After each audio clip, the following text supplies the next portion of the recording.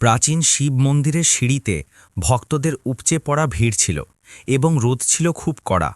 চারদিকে ঘণ্টার ধ্বনি ও মন্ত্র উচ্চারিত হচ্ছিল, যা মনকে শান্তি দেওয়ার বদলে আজ আরোহীকে অস্থির করে তুলছিল। সে তার সাধারণ সুতির শাড়ির আঁচল দিয়ে নিজের মুখটা একটু ঢেকে রেখেছিল, যাতে কেউ তাকে চিনতে না পারে। তার এক হাত ছিল নিজের পেটের ওপর, যেখানে একটি ছোট্ট প্রাণ বেড়ে উঠছিল, যাকে সে দুনিয়ার সব খারাপ নজর থেকে বাঁচাতে চেয়েছিল। আজকের দিনটি তার জন্য খুব গুরুত্বপূর্ণ ছিল, কারণ সে ঈশ্বরের কাছে নিজের এবং নিজের সন্তানের জন্য আশীর্বাদ চাইতে এসেছিল। আরোহী জানত যে সমাজের চোখে একজন অবিবাহিত মায়ের মন্দিরে আসা কোনো পাপের চেয়ে কম কিছু বলে মনে করা হয় না। তবুও তার চোখে এক অদ্ভুত দীপ্তি এবং দৃঢ়তা ছিল, যা তাকে দুর্বল হতে দিচ্ছিল না। আশেপাশের লোকজন তাকে আর চোখে দেখছিল, কারণ তার সৌন্দর্যকে সাধারণ পোশাকে লুকিয়ে রাখা অসম্ভব ছিল। সে নিজের কপালের ঘাম মুছল এবং গর্ভগৃহের দিকে এগিয়ে যাওয়ার চেষ্টা করল, কিন্তু তার বুক ধড়ফড় করছিল। তার মনে হচ্ছিল আজ খুব খারাপ কিছু ঘটতে চলেছে, যা তার পুরো জীবনটাকে চিরকালের জন্য বদলে দেবে। হঠাৎ ভিড়ের মধ্যে থেকে একটি তীক্ষ্ণ ও কর্কশ কণ্ঠস্বর প্রতিধ্বনিত হল, যা মন্দিরের কোলাহলকেও চিনে দিল। সেই কণ্ঠস্বরটি ছিল আরোহীর সৎ মা সুমিত্রার, যে তার দামি গয়না ও রেশমি শাড়িতে জড়িয়ে সেখানে দাঁড়িয়েছিল। সুমিত্রা আঙুল তুলে আরোহীর দিকে ইশারা করল এবং জোরে চিৎকার করে বলল, এই পাপী মেয়েটাকে আটকাও। সব ভক্তের মনোযোগ সঙ্গে সঙ্গে সেদিকে আকৃষ্ট হল এবং লোকেরা অবাক হয়ে সেই একা দাঁড়িয়ে থাকা মেয়েটিকে দেখতে লাগল। আরোহীর পা সেখানেই থমকে গেল এবং তার মনে হল যেন তার পায়ের তলা থেকে মাটি সরে গেছে, কারণ তার সবচেয়ে বড় ভয় এখন বাস্তবে পরিণত হয়েছিল। সুমিত্রা ভিড়ের উদ্দেশ্যে বলল যে এই মেয়েটি আমাদের পবিত্র বংশের কলঙ্ক, যে মুখ কালো করে এখানে এসেছে। সে নিষ্ঠুরভাবে হাসতে হাসতে আরোহীর পেটের দিকে ইশারা করল, যা এখন কিছুটা ফুলে উঠেছে। লোকেরা নিজেদের মধ্যে ফিসফিস করতে শুরু করল এবং ঘৃণায় ভরা দৃষ্টিতে সেই বেচারি মেয়েটিকে দেখতে লাগল, যেন সে অনেক বড় কোনো অপরাধ করে ফেলেছে। সুমিত্রার মেয়ে রিয়াও সেখানে উপস্থিত ছিল এবং সে তার সৎ বোনের অপমানের পুরো আনন্দ নিচ্ছিল। তারা দুজন আগে থেকেই আজকের দিনে আরোহীকে নিচু দেখানোর সম্পূর্ণ পরিকল্পনা করে রেখেছিল। আরোহী নিজের মুঠো শক্ত করে বন্ধ করল, কিন্তু সে নিজের চোখ থেকে এক ফোঁটাও জল পড়তে দিল না। সে জানত যে সে যদি আজ কাঁদে, তাহলে এই লোকেরা তাকে আরও বেশি দুর্বল ভাববে এবং তাকে বাঁচতে দেবে না।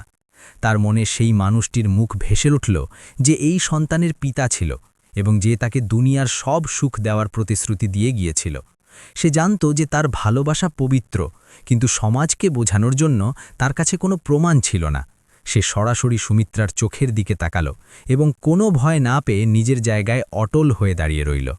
ভিড়ের মানসিকতা খুব ভয়ানক হয় এবং তারা সত্য না জেনেই সুমিত্রার কথায় প্ররোচিত হয়ে পড়ল। কিছু বয়স্ক মহিলা আরোহীকে গালিগালাজ করতে শুরু করল এবং তাকে কুলটা বলে ডাকতে লাগল। তারা বলল যে এমন অপবিত্র নারীর মন্দিরে প্রবেশ করার ফলে ঈশ্বর রেগে যাবেন এবং অনর্থ হয়ে যাবে। ধীরে ধীরে লোকেরা আরোহীকে চারপাশ থেকে ঘিরতে শুরু করল, যার ফলে তার বেরোনোর রাস্তা পুরোপুরি বন্ধ হয়ে গেল।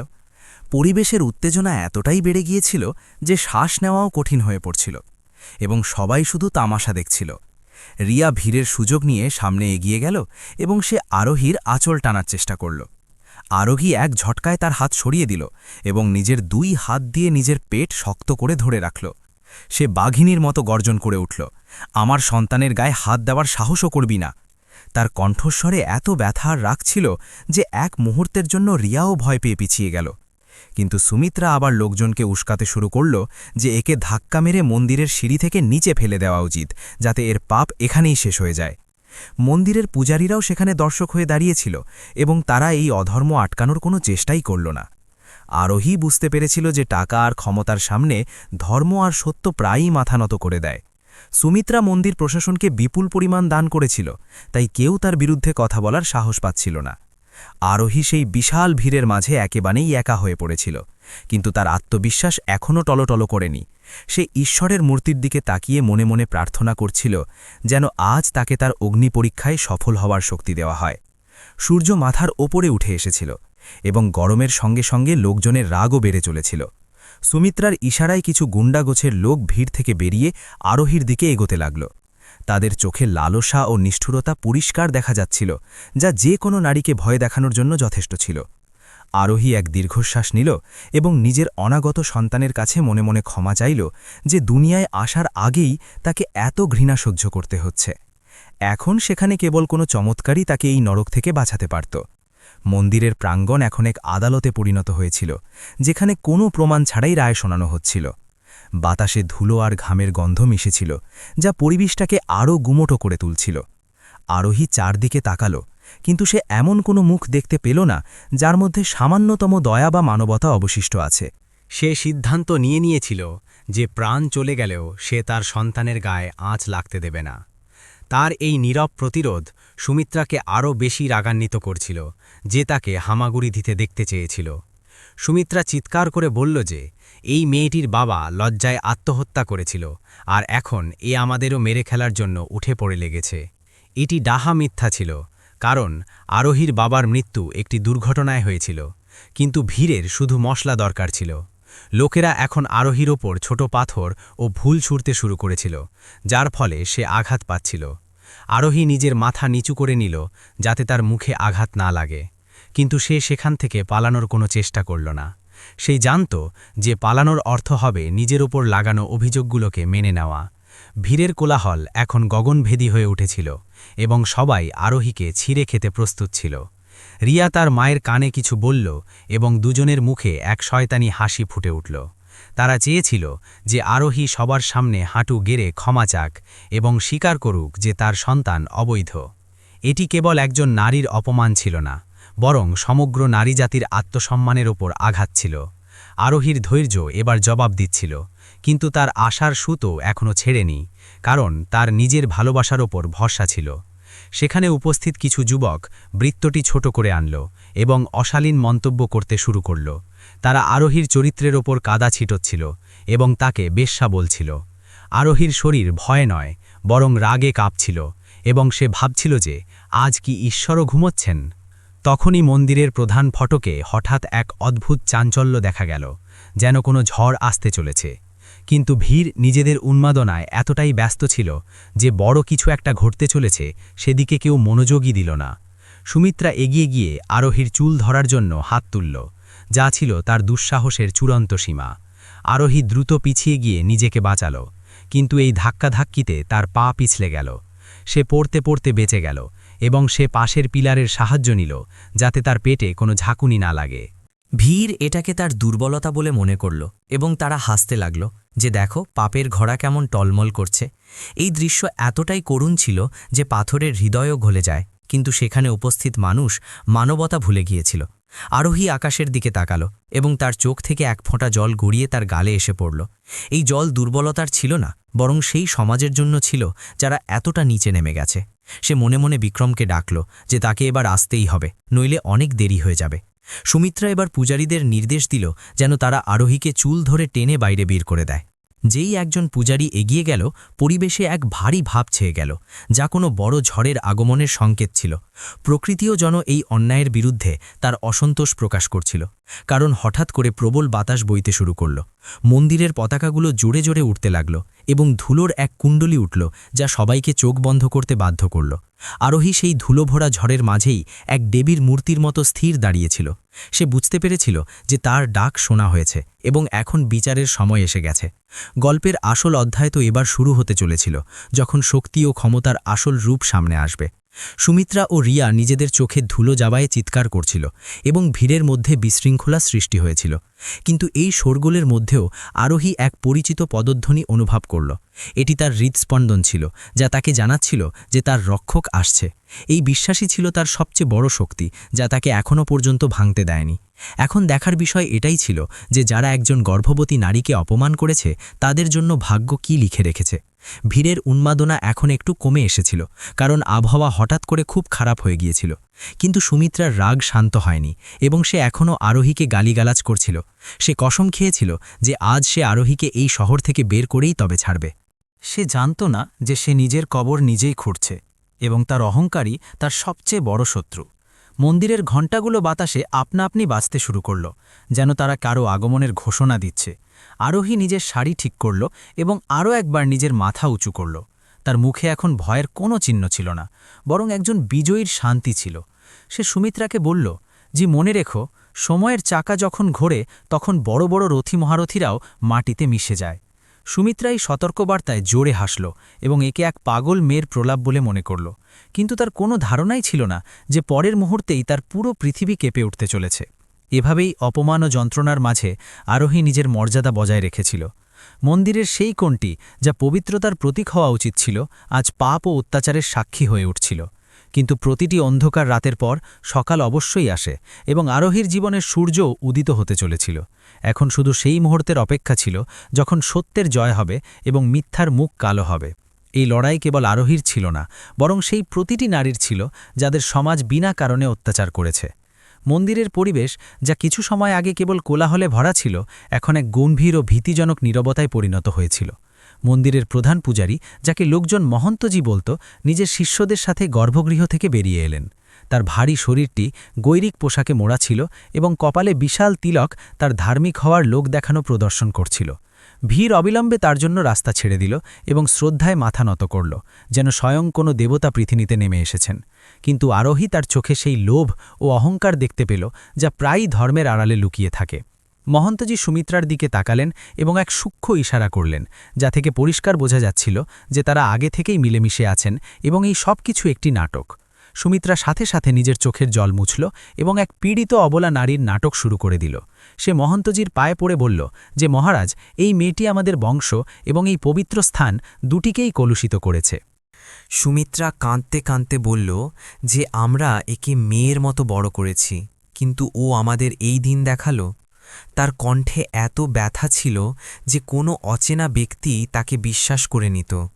রিয়াও তার মায়ের পাশে এসে দাঁড়াল এবং সে তার মিথ্যা কান্নাকাটি দিয়ে পরিবেশটাকে আরও আবেগপূর্ণ করে তুলল। মহন্তজি এক গম্ভীর ভঙ্গি করে আরোহীর দিকে তাকালেন, যেন তিনি তার ভাগ্য নির্ধারণকারী বিচারক। মহন্তজি তার ভারী ও গমগমে কণ্ঠে বললেন যে, এই মন্দিরের ইতিহাসে আজ পর্যন্ত এমন অনর্থ কখনো হয়নি।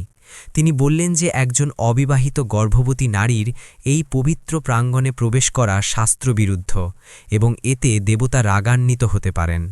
তার কথাগুলো ভিড়ের মধ্যে জ্বলতে থাকা আগুনে ঘিয়ের কাজ করল এবং লোকজন সমর্থনে স্লোগান দিতে লাগল। মহন্তজি আরোহীকে জিজ্ঞাসা করলেন যে, তার কি নিজের ভুলের উপলব্ধি আছে এবং সে কি জানে যে সে কত বড় পাপ করেছে। আরোহী তার চোখের দিকে সরাসরি তাকিয়ে চুপ করে দাঁড়িয়ে রইল, কারণ সে জানত যে এখানে তার সাফাই শোনার মতো কেউ নেই। আরোহী খুব শান্ত স্বরে উত্তর দিল যে, একজন মায়ের গর্ভ কি কখনো অপবিত্র হতে পারে, সে বিবাহিত হোক বা অবিবাহিত। সে জিজ্ঞাসা করল যে, যেই ঈশ্বর এই সৃষ্টির রচনা করেছেন, তিনি কি একটি ছোট্ট প্রাণকে দূরে ঠেলে দেবেন যে এখনও দুনিয়ায় আসেইনি। আরোহীর এই তীক্ষ্ণ প্রশ্নগুলো সেখানে উপস্থিত প্রত্যেক ব্যক্তিকে এক মুহূর্তের জন্য ভাবতে বাধ্য করল। কিন্তু মহন্তজির অহংকার এই প্রশ্নগুলোতে আঘাত পেল, কারণ একটি সাধারণ মেয়ে ভরা সভায় তার জ্ঞানকে চ্যালেঞ্জ জানিয়েছিল। তার মুখ রাগে লাল হয়ে গেল এবং তিনি তার কাঠের খড়ম জোরে মাটিতে আছড়ে ফেললেন। মহন্তজি চিৎকার করে বললেন যে, এটি কলিযুগের প্রভাব, যে একজন পাপিনী ধর্মের রক্ষকদের জ্ঞান দিচ্ছে। তিনি ঘোষণা করে দিলেন যে, আরোহীকে অবিলম্বে এই মন্দির থেকে বের করে দেওয়া হোক, কিন্তু তার আগে তাকে প্রায়শ্চিত্ত করতে হবে। তিনি বললেন যে এর শুদ্ধি জরুরি, যাতে সমাজ একটি শিক্ষা পায় যে মর্যাদা ভাঙার পরিণতি কী হয়। সুমিত্রার মুখে এক কুটিল হাসি ফুটে উঠল, কারণ সে তো এটাই চেয়েছিল। ভিড় এখন আরও বেশি উগ্র হয়ে উঠেছিল এবং তারা মহন্তজির নির্দেশ পালন করার জন্য উদ্গ্রীব হয়ে উঠছিল। মহন্তজি নির্দেশ দিলেন যে এই মেয়েটিকে মন্দিরের কুণ্ডে ঠান্ডা জলে ডুব দেওয়ানো হোক এবং তারপর সবার সামনে তাকে নাকখত দিয়ে ক্ষমা চাইতে হবে। এই শাস্তি একজন গর্ভবতী মহিলার জন্য প্রাণঘাতী হতে পারত এবং চরম অপমানজনকও ছিল। আরোহী অবিশ্বাসের সাথে মহন্তের দিকে তাকালো যে কিভাবে কেউ ধর্মের নাম নিয়ে এত নিষ্ঠুর হতে পারে। সে নিজের পেটের উপর হাত রাখল এবং অনুভব করল যে তার সন্তানও এই ভয়ে কেঁপে উঠেছে। সে সিদ্ধান্ত নিয়ে ফেলল যে সে প্রাণ দিয়ে দেবে, কিন্তু নিজের এবং নিজের সন্তানের আত্মসম্মানের সাথে আপোষ করবে না। সেখানে দাঁড়িয়ে থাকার কিছু মহিলারাও মহন্তজির সুরে সুর মেলাল এবং বলল যে এমন মেয়েদের তো গ্রাম থেকেই বের করে দেওয়া উচিত। এটি এক চরম বিড়ম্বনা ছিল যে একজন নারী আরেকজন নারীর সবচেয়ে বড় শত্রু হয়ে বসেছিল। তারা ভুলে গিয়েছিল যে তারাও কোনো একদিন মা হয়েছিল বা হবে, এবং মাতৃত্বের সম্মান করা তাদের ধর্ম। আরোহীর তাদের ওপর রাগ হল না, বরং করুণা হল যে তারা মানসিক দাসত্বের শৃঙ্খলে আবদ্ধ হয়ে আছে। সে নিজের পিঠ সোজা করল এবং একজন যোদ্ধার মতো টান টান হয়ে দাঁড়িয়ে পড়ল, যে তার শেষ যুদ্ধের জন্য প্রস্তুত। সুমিত্রা ভিড়কে উস্কে দিয়ে বলল যে যদি আমরা আজ চুপ থাকি তাহলে কাল আমাদের মেয়েরাও এই পথেই চলবে। সে রিয়াকে ইশারা করল যেন সে আরোহীর কাছে যায় এবং তাকে জোর করে নিচু করার চেষ্টা করে।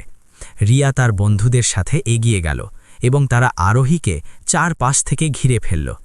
আরোহী সতর্ক করে দিল যে যদি কেউ তার গায়ে হাত দেয় তাহলে পরিণতি খারাপ হবে, কিন্তু রিয়া তার কথা না শোনার ভান করল। রিয়া আরোহীর হাত ধরে মোচড়ানোর চেষ্টা করল যাতে সে ব্যথায় হাঁটু গেড়ে বসে পড়ে। আরোহী নিজের পুরো শক্তি দিয়ে রিয়াকে ধাক্কা দিল, যার ফলে রিয়া পিছনে গিয়ে একটা পিলারের সাথে ধাক্কা খেল। ভিড়ের মধ্যে একটা শোরগোল পড়ে গেল যে দেখো এই পাপিনীর কত অহংকার যে এখনও গায়ে হাত তুলছে। মহন্তজি তার সেবকদের নির্দেশ দিলেন, এবার অনেক হয়েছে, এই মেয়েটাকে ধরে ফেলো। 4 জন শক্তপোক্ত লোক লাঠি নিয়ে এগিয়ে গেল, যারা মন্দিরের নিরাপত্তার জন্য নিযুক্ত ছিল। তাদের রক্ষক নয়, বরং ভক্ষক মনে হচ্ছিল, যারা এক অসহায় মেয়ের ওপর আক্রমণ করতে যাচ্ছিল। আরোহী পিছিয়ে গিয়ে দেয়ালের সাথে সেটে গেল এবং এখন তার পালানোর আর কোনো রাস্তা ছিল না। আরোহী চিৎকার করে বলল যে তোমরা ঈশ্বরের বাড়িতে একটি অপরাধ করছ এবং এর শাস্তি তোমরা অবশ্যই পাবে। কিন্তু ক্ষমতা ও ধর্মের নেশায় চুর সেই মানুষগুলোর কানে কিছুই যাচ্ছিল না। সুমিত্রা বলল যে এর মুখ কালো করে দাও, যাতে সারা জীবন কাউকে নিজের মুখ দেখাতে না পারে। কেউ একজন পাশেই রাখা যজ্ঞকুণ্ড থেকে ছাই তুলে নিল এবং আরোহীর দিকে এগিয়ে গেল।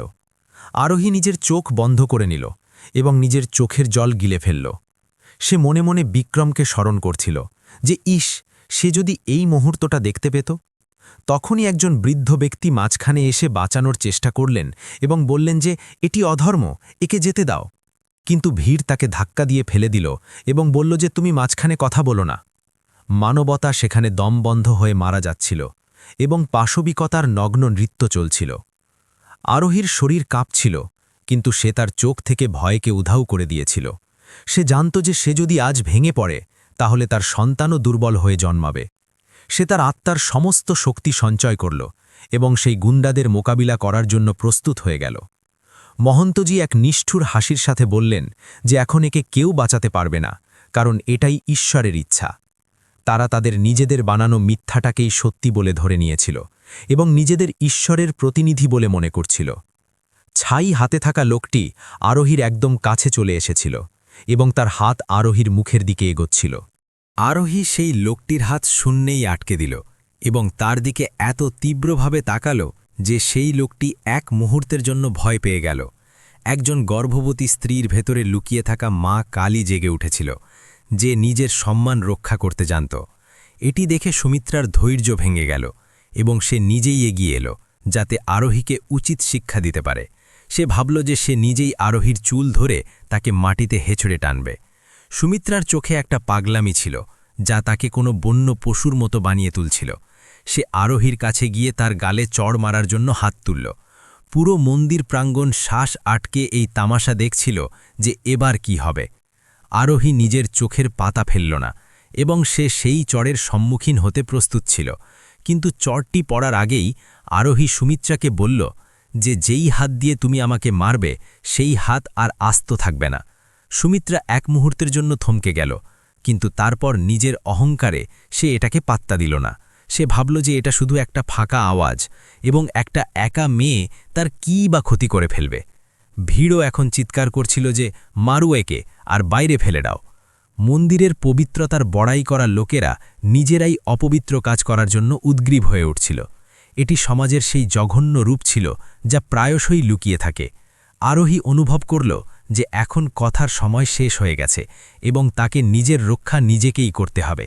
সে আশেপাশে দেখল যে এমন কোনো জিনিস আছে কিনা যা দিয়ে সে নিজের আত্মরক্ষা করতে পারে। তার চোখ পড়ল পাশেই রাখা একটি ত্রিশূলের উপর, যা সাজানোর জন্য রাখা হয়েছিল।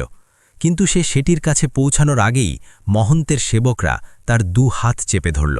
এখন সে পুরোপুরি অসহায় ছিল এবং সুমিত্রার দয়ার উপর নির্ভরশীল ছিল। সুমিত্রা বিজয়ের হাসির সাথে নিজের হাত আবার তুলল।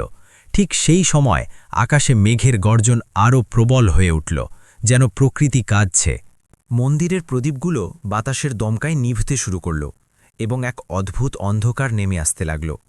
এটি অশুভ সংকেত ছিল, কিন্তু কুসংস্কারাচ্ছন্ন ভেজির এটাকে আরোহীর পাপের ফল বলে মনে করছিল। তারা জানত না যে এই ঝড় অন্য কোনো কারণে আসছিল। আরোহীর বুক জোরে জোরে ধরফর করছিল এবং সে শুধু এটাই প্রার্থনা করছিল যেন তার সন্তানের গায়ে কোনো আঘাত না লাগে। সে অপমানের বিষ একটু একটু করে গিলছিল। মহন্তজি বললেন যে তাড়াতাড়ি করো এবং এই তামাশা শেষ করো, আমাদের আরতির প্রস্তুতি নিতে হবে। তাদের কাছে একজন নারীর সম্মান আরতির চেয়ে বেশি গুরুত্বপূর্ণ ছিল না। সুমিত্রা এবার ছাইয়ের বদলে কাছেই পড়ে থাকা কাদা তুলে নিল, যাতে আরোহীকে আরও বেশি অপমান করতে পারে। রিয়া নিজের মোবাইলে এই পুরো ঘটনার ভিডিও বানাচ্ছিল, যাতে একে সোশ্যাল মিডিয়ায় ভাইরাল করতে পারে। তাদের নীচতার কোনো সীমা ছিল না এবং তারা কেবল নিচেই নামছিল। আরোহীর চোখে এখন আর জল ছিল না, বরং ছিল আগুনের স্ফুলিঙ্গ। আরোহীর ধৈর্যের বাঁধ এখন ভাঙতে বসেছিল এবং সে চিৎকার করতে চাইছিল, কিন্তু তার গলা শুকিয়ে গিয়েছিল। সে অনুভব করল যে সম্ভবত এটাই তার শেষ এবং সে হেরে গেছে। কিন্তু তখনই তার পেটের মধ্যে সন্তান নড়ে উঠল, যেন সে তার মাকে বলছে যে হার মেনো না। সেই ছোট্ট নড়াচড়া আরোহীকে নতুন শক্তি জোগাল এবং সে সেবকদের ধরা থেকে মুক্ত হওয়ার জন্য লড়াই শুরু করল। সে একজন সেবকের পায়ে জোরে লাথি মারল, যার ফলে তার বাঁধন আলগা হয়ে গেল। ভিড় এটা দেখে অবাক হয়ে গেল যে একজন একা গর্ভবতী নারী এতগুলো পুরুষের সাথে কিভাবে লড়াই করছে। কিন্তু তারা সাহায্যের জন্য এগিয়ে এলো না, বরং তাকে ধরার জন্য দৌড়ে গেল। এখন এটা একতরফা লড়াই ছিল না, বরং একজন বাঘিনী এবং একদল হায়নার লড়াই হয়ে দাঁড়িয়েছিল। আরোহী চিৎকার করে বলল যে তোমরা কাপুরুষ, যারা একজন নিরস্ত্র নারীর ওপর আঘাত করছ। তার কণ্ঠস্বর মন্দিরের দেয়ালে ধাক্কা খেয়ে প্রতিধ্বনিত হতে লাগল। কিন্তু সুমিত্রা ভিড়কে উস্কে দিয়ে বলল, একে ধরো, যেন পালাতে না পারে। পরিস্থিতি এখন পুরোপুরি নিয়ন্ত্রণের বাইরে চলে গিয়েছিল এবং হিংসা শুধু এক মুহূর্তের দূরত্বে ছিল। আরোহীকে ঘিরে ফেলা হয়েছিল এবং এখন তার কাছে বাঁচার কোনো রাস্তা আর বাকি ছিল না। সুমিত্রা কাদায় মাখা হাত এগিয়ে দিল এবং মহন্তজি মন্ত্র পড়তে শুরু করলেন, যেন তারা কোনো বলিদানের প্রস্তুতি নিচ্ছেন। আরোহী নিজের চোখ বন্ধ করল এবং শেষবারের মতো বিক্রমের নাম ধরে ডাকল। সে জানত না যে মন্দিরের বাইরের রাস্তায় এক ভূমিকম্প এসে গেছে, যা সবকিছু লণ্ডভণ্ড করে দিতে চলেছে। শেষ মুহূর্তে যখন আসার কোনো আলোই বাকি ছিল না, তখনও আরোহীর মাথা নিচু হয়নি। সে অপমানের আগুনে জ্বলছিল, কিন্তু তার সোনার মতো চরিত্র আরও বেশি উজ্জ্বল হয়ে উঠছিল। এটি ছিল পরীক্ষার ঘড়ি এবং নিয়তি এখনও নিজের তাস খোলেনি। মন্দিরের বাইরের হাওয়া বদলে গিয়েছিল এবং এক গভীর নৈশব্দ সেই কোলাহলকে ভেদ করে আসতে চলেছিল। অন্যায়ের ঘড়া ভরে গিয়েছিল এবং এখন সেটি ফাটার সময় এসে গিয়েছিল। আরোহীর সেই শেষ চোখের জল মাটিতে পড়ার উপক্রম হতেই সুমিত্রার হাত শূন্যেই থমকে গেল, কারণ আকাশ থেকে এমন এক গগনভেদী শব্দ এলো যা মেঘের গর্জনকেও পিছনে ফেলে দিল। এই শব্দ কোনো দৈব চমৎকারের ছিল না, বরং একটি বিশাল মেশিনের ছিল, যা মন্দিরের ঠিক ওপরে চক্কর কাটছিল। হেলিকপ্টারের রোটরের তীব্র হাওয়ায় মন্দির প্রাঙ্গণে একটা টর্নেডোর মতো সৃষ্টি হল এবং ধুলোর কুণ্ডলী চারদিকে উঠতে লাগল। লোকজনকে তাদের কান বন্ধ করতে হল এবং ধুলো থেকে চোখ বাঁচাতে মুখ ঢেকে রাখতে হল। মন্দিরের বিশাল ঘণ্টাগুলো বাতাসের চাপে আপনা আপনি বাজতে শুরু করল, যেন তারা কোনো মহাশক্তির আগমনের বার্তা ঘোষণা করছে। সেই দৃশ্য এতটাই ভয়ানক ছিল যে ভিড়ের উন্মাদনা এক মুহূর্তেই ভয়ে পরিণত হল। মন্দিরের ঠিক ওপরে একটি কালো এবং বিশাল হেলিকপ্টার চক্কর কাটছিল, যার ওপর সোনালি অক্ষরে রাঠোর লেখা ছিল। হেলিকপ্টারটি এতটাই নিচে ছিল যে লোকেরা তার পাখার হাওয়া নিজেদের মুখে অনুভব করতে পারছিল। বাতাসের তীব্র ঝাপটায় সুমিত্রার শাড়ির আঁচল উড়ে গেল এবং তার হাত থেকে কাদা মাটিতে পড়ে গেল। মন্দিরের পূজারীরা নিজেদের পাগড়ি সামলাতে ব্যস্ত ছিল এবং সাজানোর জিনিসপত্র এদিক ওদিক ছড়িয়ে পড়ছিল।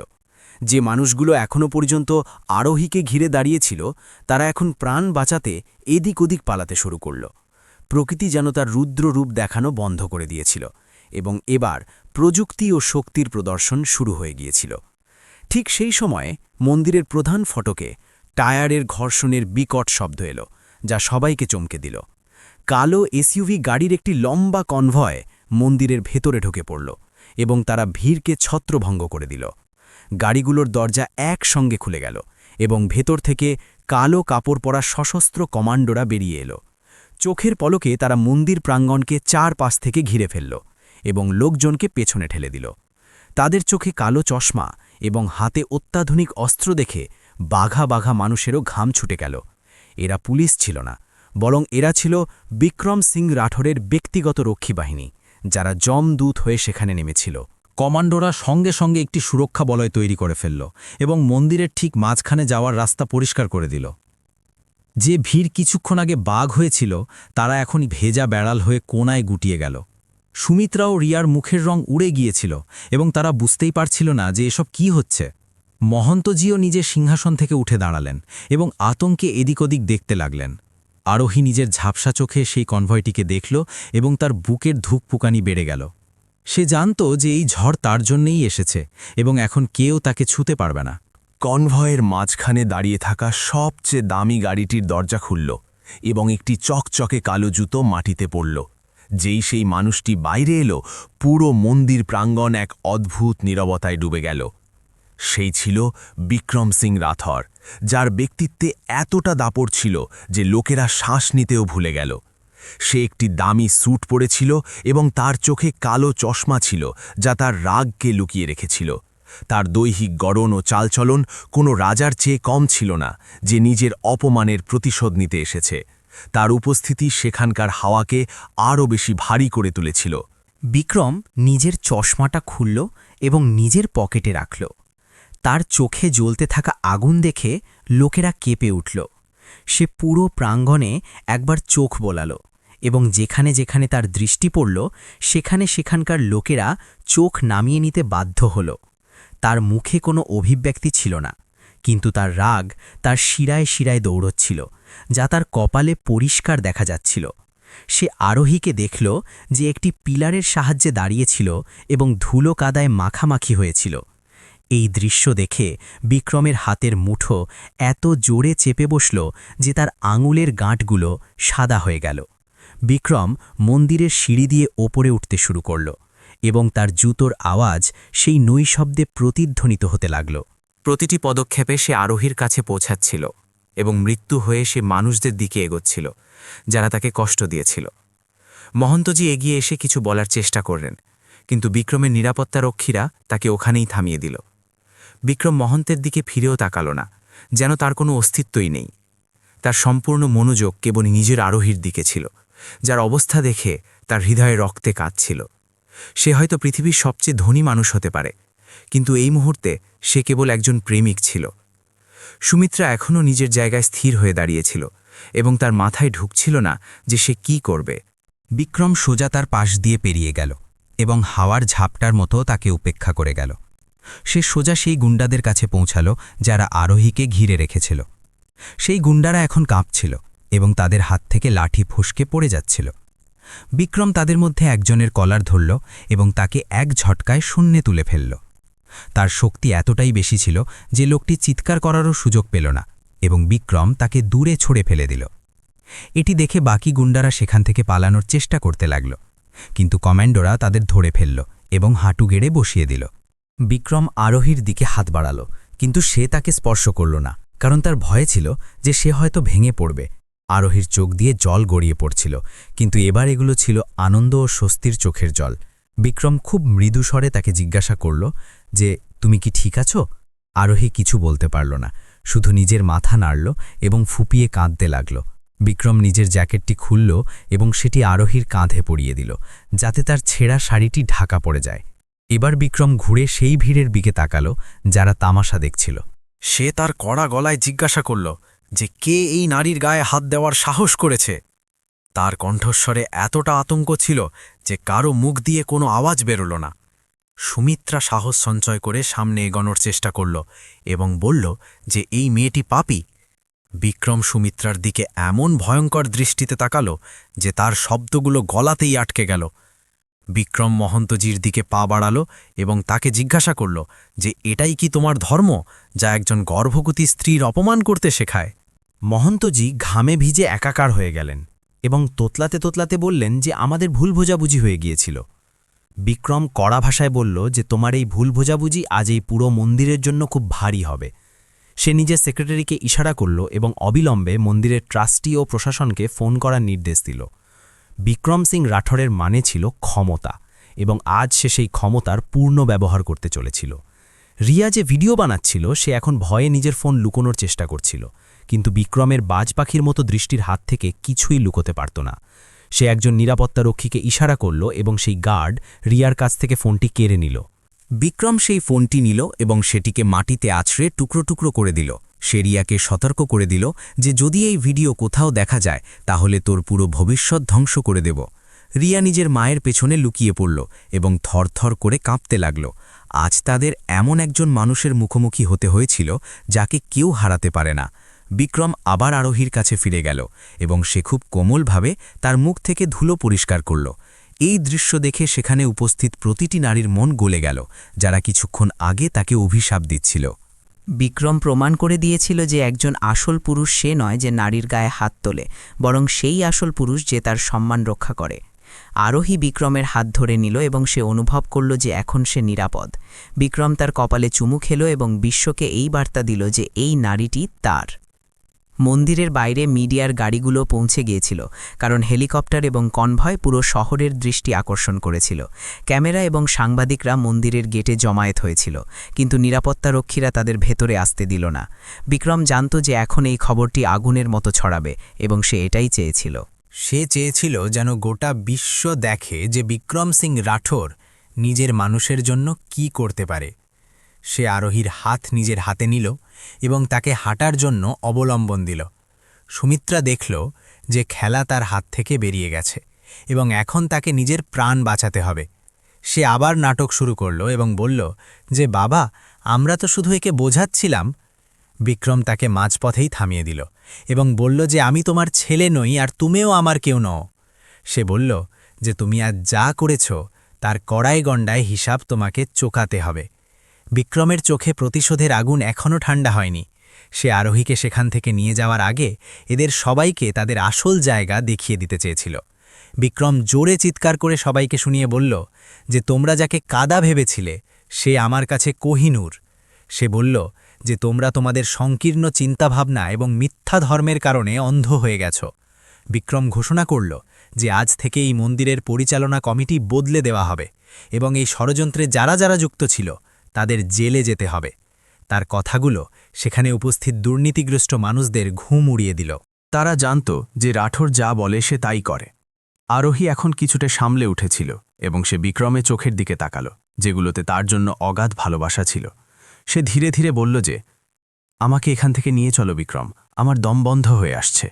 বিক্রম মাথা নাড়ল, কিন্তু সে সিদ্ধান্ত নিয়েছিল যে যাওয়ার আগে সে এমন এক সত্য সবার সামনে তুলে ধরবে যা চিরকালের জন্য এদের সবার মুখ বন্ধ করে দেবে। সে জানত যে আরোহীর চরিত্রের উপর যেসব দাগ লাগানো হয়েছে সেগুলো পরিষ্কার করা জরুরি। বিক্রম আরোহীকে সেখানেই সিঁড়িতে বসিয়ে দিল এবং আবার ভেড়ের দিকে ঘুরল। সে নিজের পকেট থেকে একটি রুমাল বের করল এবং নিজের হাত মুছল, যেন সে কোনো নোংরা কিছু ছুঁয়ে ফেলেছে।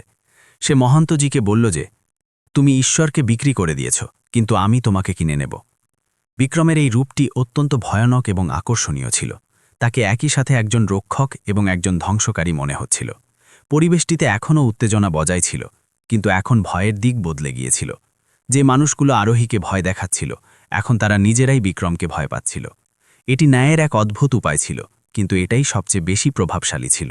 বিক্রম একটি দীর্ঘ শ্বাস নিল এবং নিজের পরবর্তী পদক্ষেপের জন্য প্রস্তুত হল, যা এদের সবার পায়ের তলা থেকে মাটি সরিয়ে দিতে চলেছিল। সে মনে মনে ভাবল যে এখন তামাশা যেহেতু সে শুরু করেছে, তো শেষও সেই করবে। বিক্রম সিং রাঠোর যে পরবর্তী পদক্ষেপটি নিল তা সেখানে উপস্থিত প্রতিটি মানুষের শ্বাস আটকে দিল।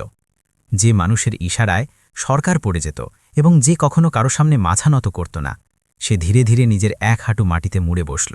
সে নিজের দামি স্যুট ধুলোয় মাছামাখি হয়ে যাওয়ার পরোয়া করল না এবং দুনিয়ার সামনে এক কঠিন পাথরের মতো থাকা তার ভাবমূর্তিরও পরোয়া করল না। সে পৃথিবীর সবচেয়ে প্রভাবশালী মানুষদের মধ্যে একজন ছিল, কিন্তু এই মুহূর্তে সে কেবল একজন নিবেদিত প্রাণ স্বামী এবং পিতা ছিল। সে আরোহীর সামনে নত হয়ে প্রমাণ করে দিল যে তার কাছে আরোহীর সম্মান তার নিজের অহংকারের চেয়ে অনেক বড়। এই দৃশ্যটি এতটাই অবিশ্বাস্য ছিল যে লোকেরা নিজেদের চোখের ওপর ভরসা করতে পারছিল না।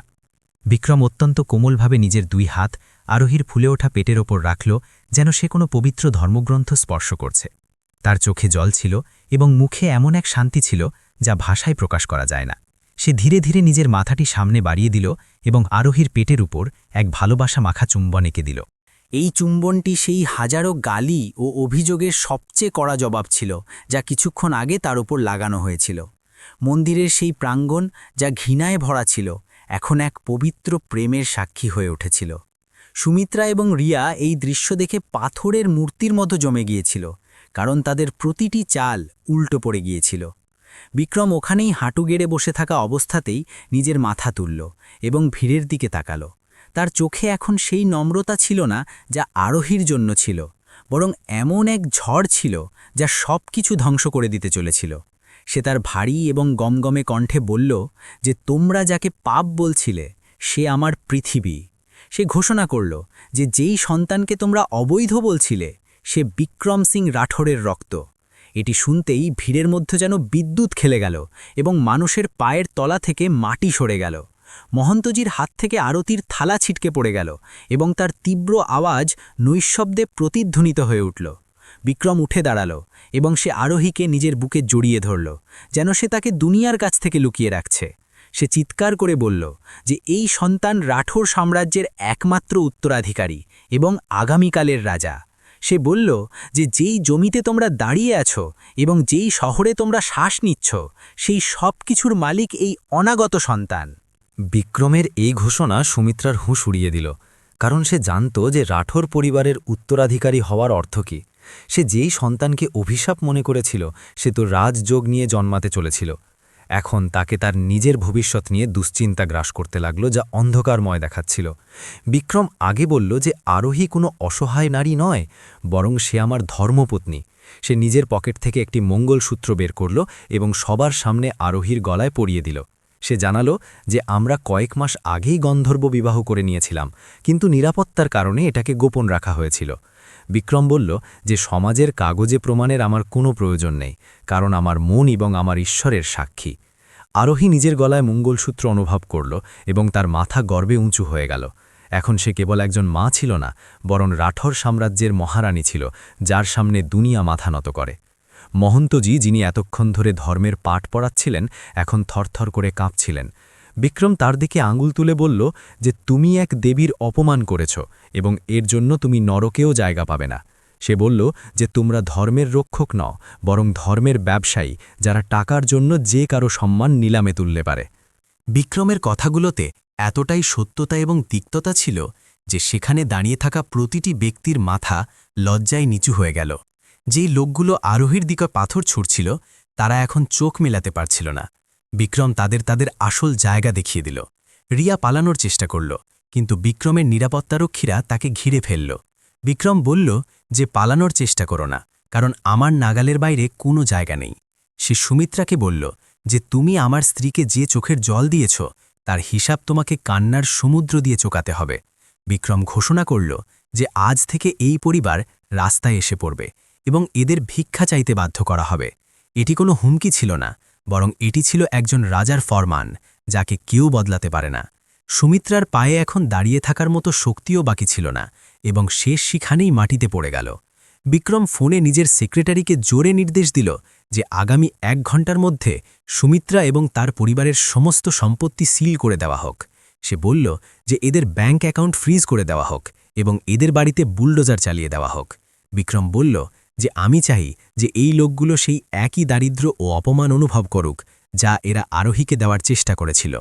তার এই রূপ দেখে লোকেরা বুঝে গেল যে বিক্রম সিং রাঠোরের সাথে শত্রুতা করা মানে মৃত্যুকে আমন্ত্রণ জানানো।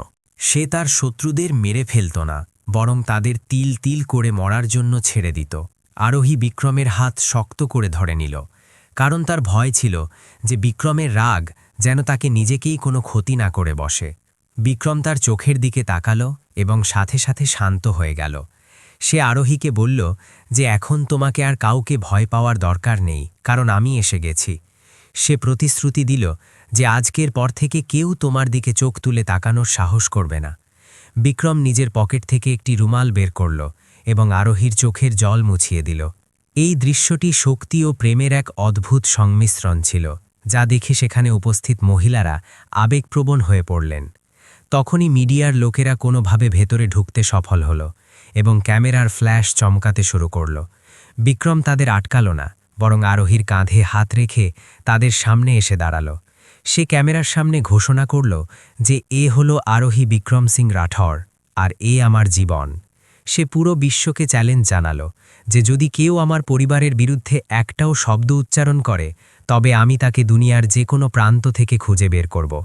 এই খবর লাইভ টিভিতে চলছিল এবং গোটা দেশ দেখছিল যে কিভাবে একজন বিলিয়নিয়ার নিজের স্ত্রীর সম্মানের জন্য দাঁড়িয়ে আছে।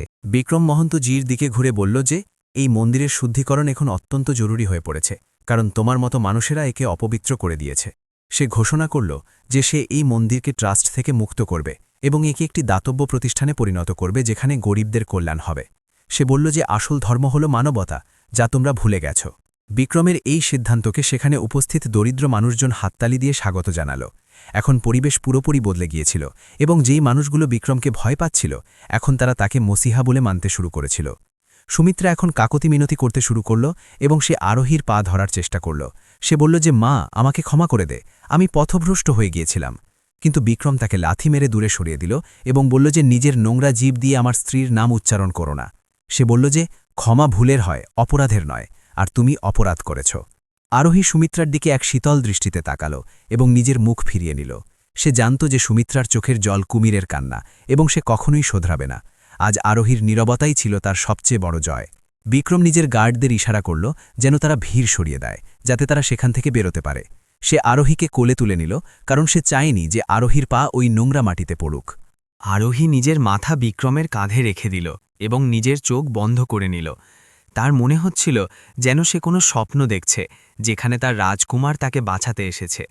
বিক্রম তাকে খুব সাবধানে তুলে নিয়েছিল, যেন সে কাঁচের পুতুল, এবং তারপর নিজের গাড়ির দিকে এগোল। লোকজন এখন তাদের জন্য রাস্তা ছেড়ে দিচ্ছিল এবং মাথা নত করে দাঁড়িয়েছিল। বিক্রম যখন আরোহীকে নিয়ে সিঁড়ি দিয়ে নিচে নামছিল, তখন মনে হচ্ছিল যেন কোনো রাজা তার রানীকে নিয়ে যাচ্ছেন। বাতাসে এখনও উত্তেজনা ছিল, কিন্তু এখন তা বিক্রমের পক্ষে ছিল।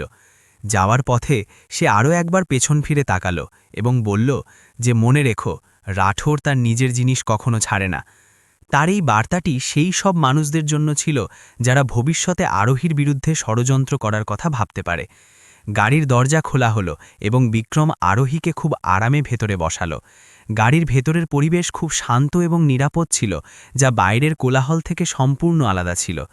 বিক্রমও ভেতরে বসল এবং সে সাথে সাথে ড্রাইভারকে গাড়ি চালানোর ইশারা করল। যেই গাড়ির কনভয়টি সেখান থেকে বেরোলো, পেছনে ধুলোর এক মেঘ রেখে গেল। সুমিত্রা এবং রিয়া সেই ধুলোর মাঝেই বসে রইল, যা ছিল তাদের ভবিষ্যতের প্রতীক। তাদের অহংকার চূর্ণ বিচূর্ণ হয়ে গিয়েছিল এবং এখন তাদের কাছে অনুশোচনা ছাড়া আর কিছুই বাকি ছিল না। এটি ছিল মন্দের ওপর ভালোত্বের জয়, যা অত্যন্ত নাটকীয় হলেও খুব সন্তোষজনক ছিল। বিক্রম গাড়িতে আরোহীকে জল খাওয়ালো এবং তার কপালে হাত বুলিয়ে দিল। আরোহী জিজ্ঞাসা করল যে তুমি এত দেরি করে কেন এলে? আমি খুব ভয় পেয়ে গিয়েছিলাম। বিক্রম বলল যে আমার আসতে দেরি নিশ্চয়ই হয়েছে, কিন্তু এখন আমি তোমাকে আর কখনো একা ছাড়ব না। সে জানালো যে তাকে একটি জরুরি বিজনেস মিটিংয়ে ফাঁসিয়ে দেওয়া হয়েছিল, যা তার বিরোধীদের একটি চাল ছিল। কিন্তু যেই সে খবর পেল, সে সব কিছু ফেলে চলে এসেছে। তাদের দুজনের মাঝের এই মুহূর্তটি খুব আবেগপূর্ণ ছিল, যেখানে কোনো কথার প্রয়োজন ছিল না। গাড়িটি শহরের রাস্তা দিয়ে ছুটছিল এবং লোকজন ঘুরে ঘুরে সেই রাজকীয় কনভয়টিকে দেখছিল। বিক্রম আরোহীর হাত নিজের হাতে ধরে রেখেছিল এবং তাকে ছাড়তে প্রস্তুত ছিল না। সে আরোহীকে বলল যে আজ তুমি যা সহ্য করেছ তার প্রতিটি মুহূর্ত আমি আনন্দে ভরিয়ে দেব। আরোহী হাসল এবং সে নিজের পেটের উপর হাত রাখল। সে অনুভব করল যে তার সন্তানও এখন শান্ত হয়ে গেছে। এটি ছিল একটি নতুন শুরু, যেখানে এখন তাদের কেউ আলাদা করতে পারবে না। কিন্তু গল্প এখানেই শেষ হয়নি, কারণ আসল শাস্তি পাওয়া তো এখনও বাকি ছিল। বিক্রম নিজের ফোনে একটি নম্বর ডায়াল করল এবং বলল যে অপারেশন ক্লিন শুরু করো। তার মুখ আবার শক্ত হয়ে গিয়েছিল, কারণ সে তার শত্রুদের পুরোপুরি ধ্বংস করতে চেয়েছিল। সে জানত যে সুমিত্রার পেছনে আরও বড় হাত থাকতে পারে, যারা এই জাল বুনেছিল। এখন সে একদম শেকড় পর্যন্ত গিয়ে এই নোংরা পরিষ্কার করতে চলেছিল। বিক্রম জানলা দিয়ে বাইরে তাকাল, যেখানে সূর্য অস্ত যাচ্ছিল, কিন্তু তাদের জীবনের সূর্য সবে উঠতে চলেছিল। সে মনে মনে কসম খেল যে সে আরোহীর সম্মানের জন্য পুরো দুনিয়ার সাথে লড়াই করবে। এই প্রেমের গল্পটি এখন এক কিংবদন্তি হতে চলেছিল, যা লোকেরা বছরের পর বছর মনে রাখবে। মন্দিরের ঘটনাটি তো কেবল একটি শুরু ছিল, আসল খেলা তো এবার শুরু হয়েছিল। বিক্রম সিং রাঠোর আসল রূপ দেখা এখনও বাকি ছিল। কালো বিলাসবহুল গাড়ির ভেতরের পরিবেশটি ছিল শীতাতপ নিয়ন্ত্রিত এবং শান্ত, যা বাইরের প্রখর গরম এবং শোরগোলের সম্পূর্ণ বিপরীত ছিল। বিক্রম নিজের ফোনটি কানে লাগিয়ে রেখেছিল এবং সে খুব মৃদু কিন্তু কড়া গলায় নির্দেশ দিচ্ছিল। তার প্রতিটি কথা মৃত্যুর পরোয়ানার মতো ছিল, যা সুমিত্রা এবং তার সহযোগীদের ধ্বংসের চিত্রনাট্য লিখছিল। সে নিজের আইনজীবীদের পুরো বাহিনীকে কাজে লাগিয়ে দিয়েছিল এবং নির্দেশ দিয়েছিল যে আগামী 1 ঘন্টার মধ্যে শত্রুদের শেকড় উপড়ে ফেলতে হবে।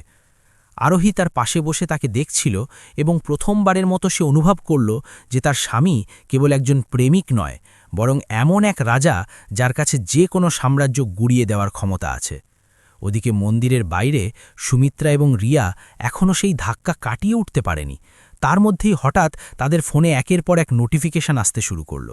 সুমিত্রার ফোন সমানে বাজছিল এবং সেই যখন স্ক্রিন দেখল তখন তার পায়ের তলা থেকে মাটি সরে গেল। ব্যাংক থেকে মেসেজ এসেছিল যে তার সমস্ত অ্যাকাউন্ট ফ্রিজ করে দেওয়া হয়েছে এবং তার ক্রেডিট কার্ডের লিমিট শেষ করে দেওয়া হয়েছে। সে আতঙ্কে নিজের স্বামীকে ফোন করার চেষ্টা করল, কিন্তু তার নম্বর অকার্যকর দেখাচ্ছিল। এটি ছিল বিক্রম রাঠোরের আর্থিক আঘাত, যা যে কোনো শারীরিক আঘাতের চেয়ে বেশি গভীর এবং যন্ত্রণাদায়ক হয়, কারণ এটি মানুষকে অসহায় করে দেয়। এখনও সুমিত্রা এই ধাক্কাটি বুঝতেই পারেনি। তার মধ্যেই মন্দির প্রাঙ্গণে পুলিশের বেশ কয়েকটি গাড়ি সাইরেন বাজাতে বাজাতে প্রবেশ করল। পুলিশ কমিশনার নিজে তার দলের সাথে সেখানে পৌঁছেছিলেন এবং তিনি এসেই মহন্তজিকে গ্রেফতার করার নির্দেশ দিলেন।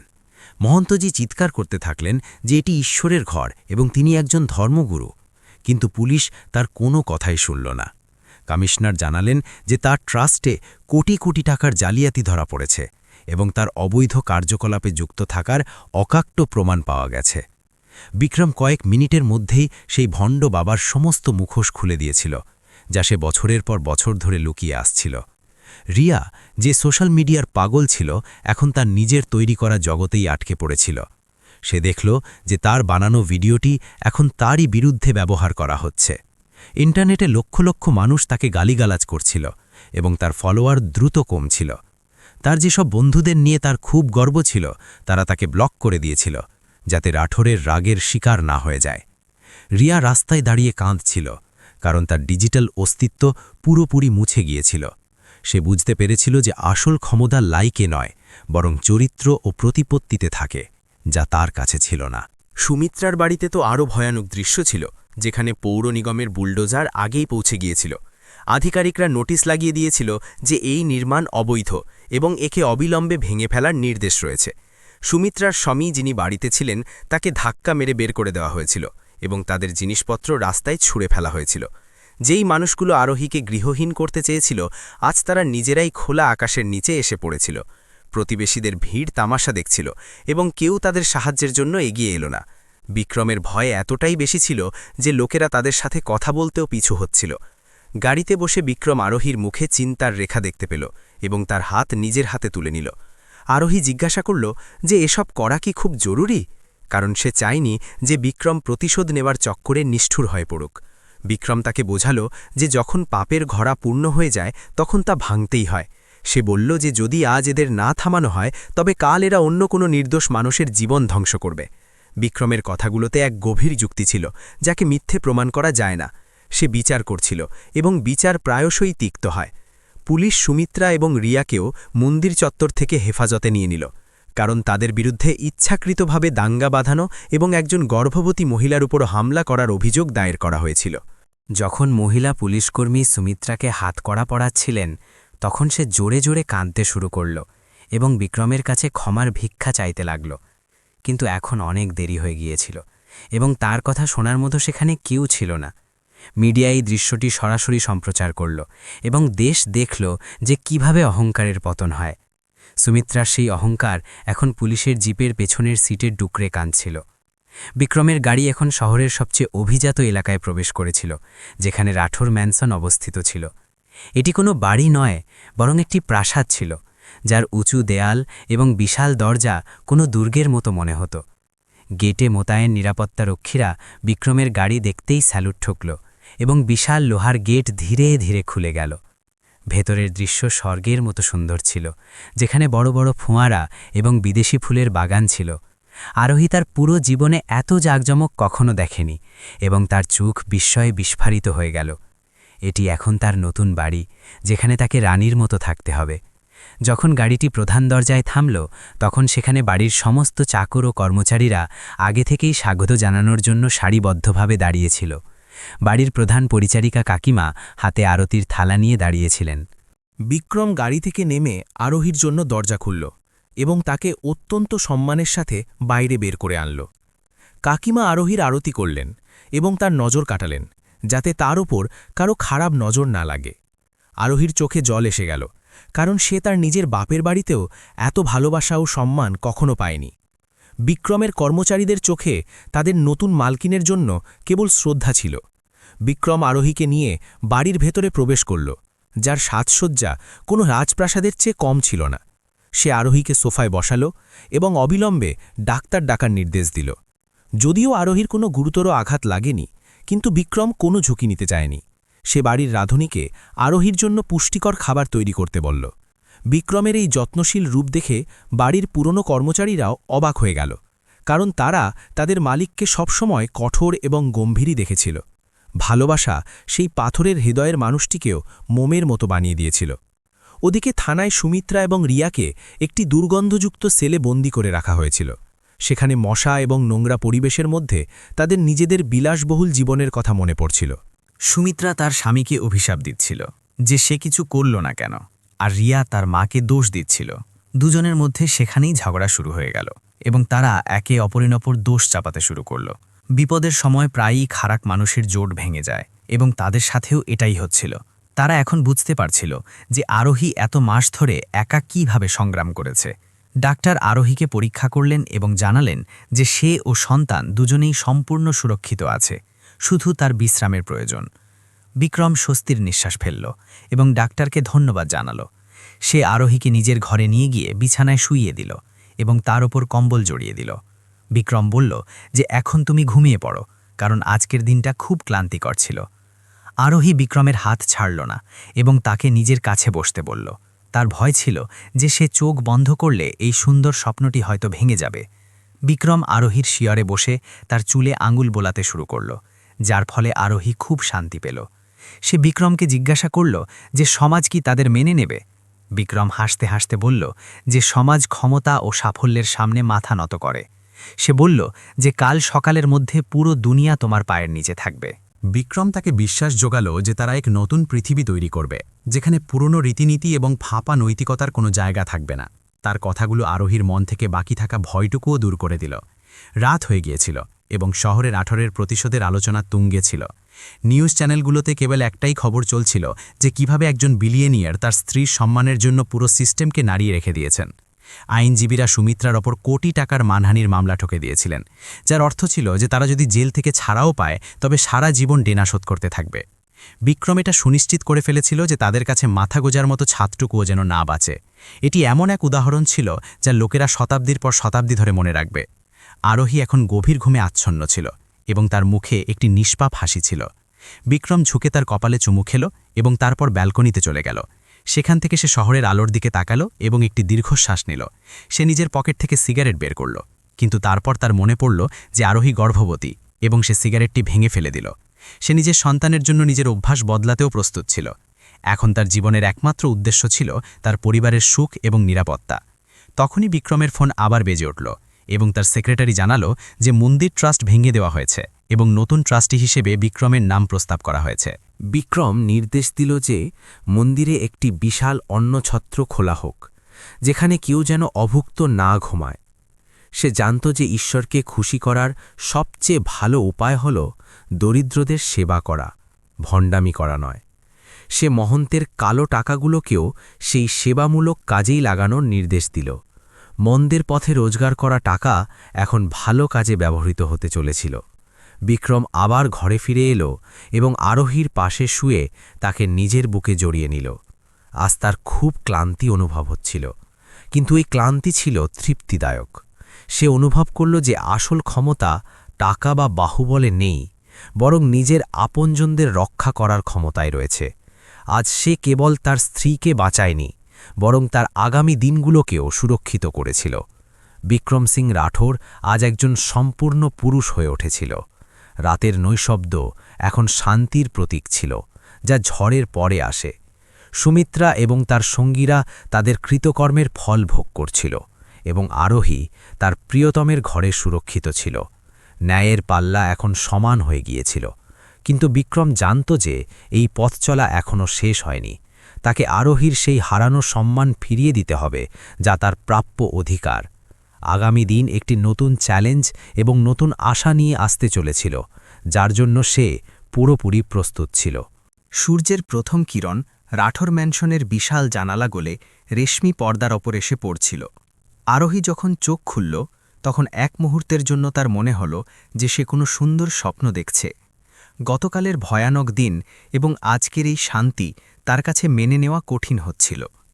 সে নিজের পাশে তাকিয়ে দেখল যে বিক্রম জেগে উঠেছে এবং একদৃষ্টে তাকেই দেখছে।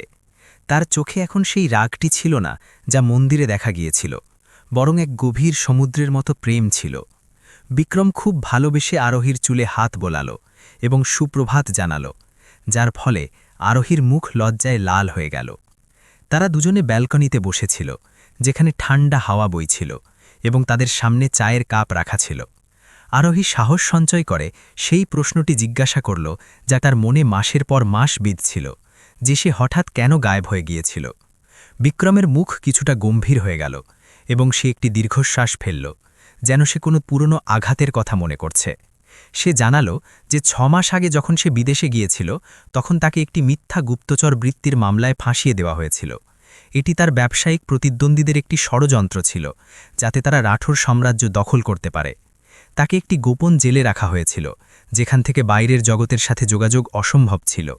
বিক্রম নিজের শার্টের হাতা গোটালো এবং তার কবজিতে থাকা পুরনো ক্ষতের দাগ দেখালো। সে জানালো যে তাকে ভেঙে ফেলার জন্য সব রকম চেষ্টা করা হয়েছিল, কিন্তু তার মনোবল ভাঙেনি। সে বলল যে অন্ধকার প্রকোষ্ঠে কেবল তোমার এবং আমাদের সন্তানের চিন্তাই আমাকে বাঁচিয়ে রেখেছিল। আমি জানতাম না যে তুমি গর্ভবতী, কিন্তু আমার মন বলতো যে তুমি আমার জন্য অপেক্ষা করছো। যখন আমি জানতে পারলাম যে আমি বাবা হতে চলেছি, তখন আমার ভেতরে সিংহের মতো শক্তি চলে এলো। আমি কসম খেয়েছিলাম যে আমি সব দেয়াল ভেঙে তোমার কাছে ফিরে আসব, তা যাই হয়ে যাক না কেন। আরোহী বিক্রমের ক্ষতগুলোর উপর নিজের আগুল বোলালো এবং তার চোখে জল ছলছল করে উঠল। সে জানালো যে সেও কম যন্ত্রণা সহ্য করেনি, কিন্তু সে কখনো হার মানেনি। আরোহী খোলাসা করে বলল যে সে ইচ্ছে করেই বিক্রমের নাম কাউকে বলেনি। সে জানত যে যদি শত্রুরা জানতে পারে যে এই সন্তান রাঠোরের উত্তরাধিকারী, তাহলে তারা তাকে জন্ম নেওয়ার আগেই মেরে ফেলত। সে নিজের সম্মানের বলি দিয়েছিল, যাতে তার সন্তান সুরক্ষিত থাকতে পারে। এটি শুনে বিক্রম অবাক হয়ে গেল যে তার সহজ সরল স্ত্রী এত বড় বুদ্ধিমত্তা এবং সাহসের পরিচয় দিয়েছে। বিক্রম আরোহীর সামনে মাথা নত করল এবং প্রথমবারের মতো নিজের দুর্বলতা প্রকাশ করল। সে বলল যে, আমাকে ক্ষমা করে দাও আরোহী, আমি তোমাকে নিরাপত্তা দেওয়ার প্রতিশ্রুতি দিয়েছিলাম, কিন্তু আমি তোমাকে কেবল কষ্টই দিতে পারলাম। আরোহী তার ঠোঁটের উপর আঙুল রেখে দিল এবং বলল যে, ভালোবাসায় ক্ষমা হয় না, বরং একে অপরের সঙ্গ হয়। সে বলল যে এই দূরত্বটুকু জরুরি ছিল, কারণ এটি আমাদের সম্পর্ককে আরও মজবুত করে দিয়েছে। তাদের দুজনের মধ্যে একটি নীরব কথোপকথন হল, যা তাদের মনের সমস্ত মান অভিমান দূর করে দিল। এখন তারা দুটি শরীর নয়, বরং এক আত্মা ছিল, যাকে কেউ আলাদা করতে পারবে না। কিছুক্ষণের আবেগপ্রবণ মুহূর্তের পর বিক্রম আবার তার রক্ষকের রূপে ফিরে এলো। সে বলল যে, সুমিত্রা আর মোহন্তপ কেবল দাবার বোড়ে, আসল খেলোয়াড়রা এখনও পর্দার আড়ালে লুকিয়ে আছে।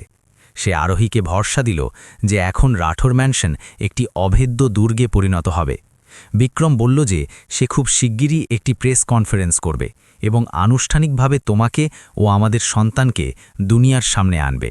সে চেয়েছিল যে পুরো দুনিয়া জানুক রাঠোরের রানীকে, এখন সে তার শত্রুদের এমন কোনো সুযোগ দিতে চায়নি যাতে তার পরিবারের ওপর কোনো আঁচ আসে। দুপুর গড়িয়ে যেতেই বাড়িতে ডিজাইনারদের এক বিরাট বাহিনী চলে এলো, যাদের বিক্রম ডেকেছিল। তারা আরোহীর জন্য দুনিয়ার সবচেয়ে দামি পোশাক এবং গয়না নিয়ে এসেছিল। আরোহী আজ এক মহারানীর মতো সেজে উঠল। যখন সে গাঢ় লাল রঙের রেশমি পোশাক এবং হীরের হাড় পরে সেজেগুজে বাইরে এলো, তখন বিক্রমের শ্বাস আটকে গেল। তাকে এখন আর সেই ভীত মেয়েটি মনে হচ্ছিল না, বরং একজন শক্তিশালী নারী মনে হচ্ছিল যে রাঠোর সাম্রাজ্য সামলানোর যোগ্য। তার মুখে এখন আত্মবিশ্বাসের দীপ্তি ছিল, যা তার সৌন্দর্যকে বহু গুণ বাড়িয়ে দিচ্ছিল। বিক্রম আরোহীকে কাছে ডাকল এবং তার পেটের ওপর নিজের কান লাগিয়ে সন্তানের স্পন্দর শোনার চেষ্টা করল। সে সন্তানের সাথে কথা বলতে বলতে বলল যে এখন তোমার বাবা এসে গেছে এবং তোমার ভয় পাবার কোনো দরকার নেই। যেই সে এটা বলল, সন্তানটি জোরে লাথি মারল, যার ফলে দুজনেই হেসে উঠল। এই হাসি সেই প্রাসাদে প্রতিধ্বনিত হল, যা বছরের পর বছর ধরে নির্জন হয়ে পড়েছিল। এটি কেবল একটি সন্তানের নড়াচড়া ছিল না, বরং সেই বাড়িতে সুখের প্রত্যাবর্তনের সংকেত ছিল। বিক্রম অনুভব করল যে সে সম্পদ তো অনেক রোজগার করেছে, কিন্তু আসল ধন তো আজ তার কাছে আছে। তখনই চাকরের হাত থেকে একটি গ্লাস পড়ে ভেঙে গেল, যার তীব্র আওয়াজে আরোহী কেঁপে উঠল। তার মন্দিরের সেই ঘটনার কথা মনে পড়ে গেল, যখন লোকেরা তার ওপর চিৎকার করছিল। বিক্রম অবিলম্বে পরিস্থিতি বুঝতে পারল এবং তাকে নিজের দুই বাহুতে জড়িয়ে ধরল। সে আরোহীকে শান্ত করতে করতে বলল যে সেই খারাপ দিনগুলো কেটে গেছে এবং এখন সেগুলো আর কখনো ফিরে আসবে না। এটি একটি মানসিক আঘাত ছিল, যা সারতে সময় লাগবে, কিন্তু বিক্রম সিদ্ধান্ত নিয়েছিল যে সে প্রতিটি পদক্ষেপে তার পাশে থাকবে। তার ভালোবাসাই ছিল আরোহীর সবচেয়ে বড় ওষুধ। সন্ধ্যায় টিভিতে খবর আসছিল যে সুমিত্রা এবং তার সঙ্গীদের জামিনের আবেদন আদালত খারিজ করে দিয়েছে। মানুষের ক্ষোভ এতটা বেশি ছিল যে কোনো আইনজীবী তাদের মামলা লড়তে রাজি ছিল না। নিউজ অ্যাঙ্কাররা জানাচ্ছিল যে কিভাবে এক নারী সমাজের রক্ষকদের গালে কষিয়ে চড় মেরেছে। আরোহী এটা দেখে স্বস্তির নিঃশ্বাস ফেলল যে এখন তাকে ওই রাক্ষসগুলোর মুখ আর দেখতে হবে না। বিক্রম টিভি বন্ধ করে দিল এবং বলল যে আমাদের এই নেতিবাচক জিনিসগুলোতে মনোযোগ দেওয়ার কোনো দরকার নেই। তাদের অতীত এখন ইতিহাসে পরিণত হয়েছিল। রাতের খাবারের সময় ডাইনিং টেবিলে হরেক রকমের পদ সাজানো হয়েছিল। বিক্রম কথার মাঝেই তার ব্যবসার একটি সমস্যার কথা ভাগ করে নিল, যা তাকে বিরক্ত করছিল। আরোহী খুব সহজেই তার এমন একটি সমাধান বলে দিল যা বিক্রমের বড় বড় উপদেষ্টারাও ভেবে উঠতে পারেনি। বিক্রম এটা দেখে হতবাক হয়ে গেল যে তার স্ত্রী কেবল রূপবতীই নয়, বরং অত্যন্ত বুদ্ধিমতীও বটে। সে অনুভব করল যে আরোহী কেবল ঘরের শোভা হয়ে থাকবে না, বরং তার সাম্রাজ্য চালাতেও তার সমান অবদান থাকবে। এটি ছিল এক নতুন পাওয়ার কাপলের উত্থান। ঘুমানোর আগে বিক্রম আরোহীকে একটি ফাইল দিল, যার মধ্যে নতুন উইলের কাগজপত্র ছিল। সে তার অর্ধেক সম্পত্তি আরোহী এবং তাদের অনাগত সন্তানের নামে করে দিয়েছিল। আরোহী এটি নিতে অস্বীকার করল, কিন্তু বিক্রম জেদ ধরল যে এটি তার অধিকার। সে বলল যে কাল সকাল আমাদের জন্য একটি নতুন চ্যালেঞ্জ নিয়ে আসবে, যখন আমরা দুনিয়ার মুখোমুখি হব। কিন্তু এবার আমরা একা থাকব না, বরং আমরা একটি শক্তিশালী পরিবার হিসাবে দাঁড়াব। বাইরের আবহাওয়া এখন শান্ত ছিল এবং আকাশে তারাগুলো জ্বলজ্বল করছিল, যা তাদের উজ্জ্বল ভবিষ্যতের সংকেত দিচ্ছিল। এভাবেই সেই দিনটি, যা দুশ্চিন্তা দিয়ে শুরু হয়েছিল, এক গভীর বিশ্বাসের সাথে শেষ হল। আরোহী এবং বিক্রমের মাঝের শারীরিক ও মানসিক ক্ষতগুলো এখন ধীরে ধীরে সারছিল। তারা একে অপরের বাহুলগ্না হয়ে নিশ্চিন্তে ঘুমিয়ে পড়ল, এটা জেনেই যে দুনিয়া যাই বলুক না কেন, তারা একে অপরের জন্য যথেষ্ট। তাদের এই গল্প এখন কেবল প্রতিশোধের গল্প হয়ে থাকেনি, বরং এটি একে অপরকে সাজিয়ে তোলার এবং একে অপরের পাশে থাকার উপাখ্যানে পরিণত হয়েছিল। আগামী দিন তাদের জীবনের সবচেয়ে বড় দিন হতে চলেছিল, যখন তারা তাদের চূড়ান্ত জয় অর্জন করবে। কয়েক মাস কেটে গিয়েছিল এবং আজ পুরো শহর আলোয় সেজে উঠেছিল। রাঠোর ম্যানশনকে নববধূর মতো সাজানো হয়েছিল, কারণ আজ সেই দিন ছিল যখন রাঠোর সাম্রাজ্যের উত্তরাধিকারীর নামকরণ অনুষ্ঠান হতে চলেছিল। শহরের প্রতিটি বড় সংবাদপত্র এবং নিউজ চ্যানেল এই জাঁকজমকপূর্ণ অনুষ্ঠানটি কভার করার জন্য গেটে দাঁড়িয়েছিল। এটি কেবল কোনো পারিবারিক উৎসব ছিল না, বরং ক্ষমতার এমন এক প্রদর্শন ছিল যা দেখার জন্য পুরো দুনিয়া উদ্গ্রীব হয়েছিল। বিক্রম এটা নিশ্চিত করেছিল যে এই আয়োজনটি তার স্ত্রী এবং সন্তানের সম্মানে এত জমকালো হোক যা ইতিহাস হয়ে যায়। বাতাসে বিদেশি ফুলের সুবাস ভেসে বেড়াচ্ছিল এবং সানাইয়ের মধুর সুর বাজছিল। অনুষ্ঠানে দেশ বিদেশের বড় বড় শিল্পপতি, রাজনীতিবিদ এবং প্রখ্যাত ব্যক্তিরা উপস্থিত ছিলেন। সেই মানুষগুলো যারা গতকাল পর্যন্ত আরোহীর সমালোচনা করছিল, আজ হাতে দামি উপহার নিয়ে লাইনে দাঁড়িয়েছিল। বিক্রম প্রমাণ করে দিয়েছিল যে দুনিয়া কেবল উদীয়মান সূর্যকেই সেলাম করে। অতিথিদের চোখে রাঠোর পরিবারের জন্য ভয় মিশ্রিত সম্মান পরিষ্কার দেখা যাচ্ছিল। নিরাপত্তা ব্যবস্থা এতটাই কড়া ছিল যে একটা মাছিও গলার উপায় ছিল না। এই আয়োজনটি সেই সমস্ত সমালোচকদের গালে একটি চড় ছিল যারা কখনো আরোহীর চরিত্রের ওপর প্রশ্ন তুলেছিল। আজ সে সেই সমাজেরই কেন্দ্রবিন্দু হয়ে দাঁড়িয়েছিল। প্রাসাদের ভেতরে বিক্রম এবং আরোহী তাদের ঘরে তৈরি হচ্ছিল এবং তাদের মুখে এক অন্যরকম উজ্জ্বলতা ছিল। আরোহী একটি ভারী সোনালি শাড়ি পরেছিল এবং তাকে একেবারে সাক্ষাৎ দেবী লক্ষ্মীর মতো দেখাচ্ছিল।